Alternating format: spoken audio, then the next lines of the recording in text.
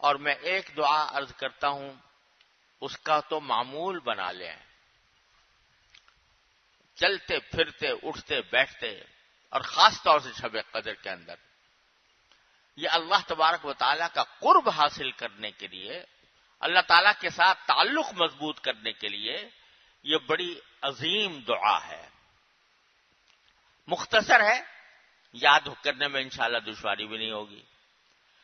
وہ ہے اللہم اجعل لی عندک ولیجہ، اللہم اجعل لی عندک ولیجہ واجعل لی عندک زلفی وحسن مآب۔ عجیب دعا ہے یہ، رسول کریم صلی اللہ علیہ وسلم نے سکھائی کہ تم اللہ تعالیٰ سے یہ مانگا کرو کہ اللہ مجھے اپنا ولیجہ بنا لیجئے۔ ولیجہ کس کو کہتے ہیں؟ ولیجہ اس شخص کو کہتے ہیں جو کسی کے گھر میں جس کا کثرت سے آنا جانا ہو اور وہ اس کا رازدار بن گیا ہو اور اس کے گھر میں اس کا دخل بھی ہو، اس کو ولیجہ کہتے ہیں۔ جیسے خاص لوگ ہوتے ہیں اپنے گھر میں آنے والے، ان کو کسی کے کوئی وقت ان کا تعین نہیں، جب چاہتے ہیں چلے جاتے ہیں، اور گھر کے حالات سے باخبر بھی ہیں اور رازدار بھی ہیں، اور اس گھر کے معاملات میں دخل بھی ہے ان کا۔ یہ ساری باتیں جب جمع ہو جاتی ہیں کسی شخص کے اندر تو اس کو کہتے ہیں یہ میرا ولیجہ ہے، ولیجہ۔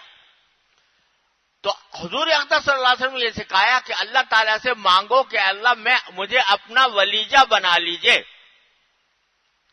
کیا معنی؟ کہ ایسا بنا لیجئے کہ ہر وقت میں آپ کے بارگاہ میں آتا رہوں، ہر وقت آتا رہوں، آنا جانا میرا آپ کی بارگاہ میں رہے، چلتے پھرتے اٹھتے بیٹھتے بھی میں آپ کی بارگاہ میں موجود ہوں، اور چپ کے آپ سے اپنی حاجتیں کہتا رہوں، اور میرا دخل بن جائے کہ میں آپ سے جو بات کروں تو آپ اس کو اپنے فضل و کرم سے میرے لیے ثواب کا ذریعہ بنائیں، اس کو میری دعائیں قبول فرمائیں۔ یہ ساری باتیں آ گئی اس میں۔ اللہم اجعل لی عندک ولیجہ واجعل لی عندک زلفی وحسن مآب۔ اے اللہ میرا اپنے ساتھ قرب مجھے عطا فرما دیجیے۔ اجعل لی عندک زلفی، اے اللہ اپنے پاس مجھے تقرب عطا فرما دیجیے۔ وحسن مآب، اور آخری انجام، اچھا انجام مجھے عطا فرما دیجیے، تو میرا انجام اچھا ہو۔ کیا خوبصورت دعا ہے، آدمی